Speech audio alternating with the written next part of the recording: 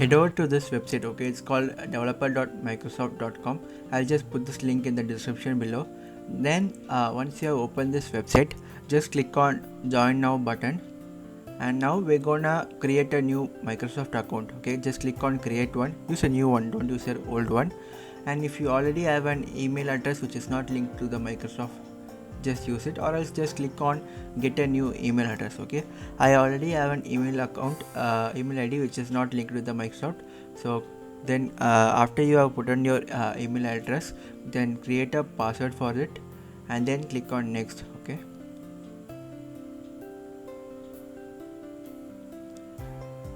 after that sometime it asks to verify your mobile number, or else just it will ask to verify your email address. Okay, just once you have done the OTP, it will ask for prove if you are a robot or not. After that it will take you to this page. Okay, once you have proved that you are not a robot, it will just you have to fill your country and your company name. Just give out anything in your company name. Okay, it doesn't matter. After you have given your company name, click on your desired language. I'm going to select English.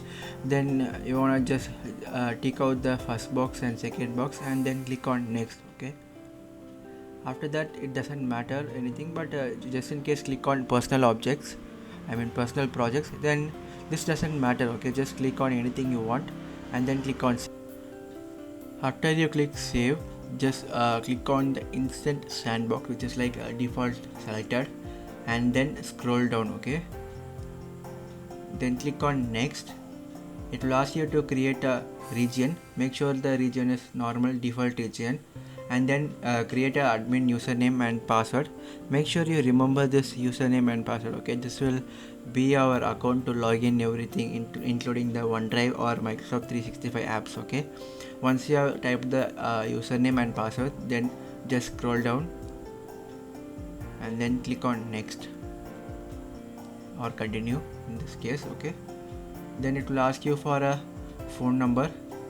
Just click on the region which you have your mobile number, it may be any region, and then type your mobile number, then click on send code. Okay, it will give you a OTP to your number. Just type it. As you can see, now we have got the subscription. Just click the days might differ for you. Just click on go to subscription, and then it will open to a website called admin.microsoft, or else if it open to Microsoft 365 website, just click on this admin button. Okay, on the left hand side corner. Then now we have to click on show all, then go to SharePoint. Just follow my steps. Once the SharePoint website is opened, now what we want to do is we have to go to the settings. Just wait for a few seconds. Click on settings and then go to storage. Okay, this one, OneDrive storage, and now we have to change it to 5120. In default it will be for 1 TB. Since it is available for 5 TB, we are going to expand it. Then click on save. So once this step is done, I'll show you the step on how you can get unlimited number of storage. Okay, this subscription gives you along like 25 user accounts. I'm not sure, I think 25. Okay, and for each user accounts you can have 5 TB of storage.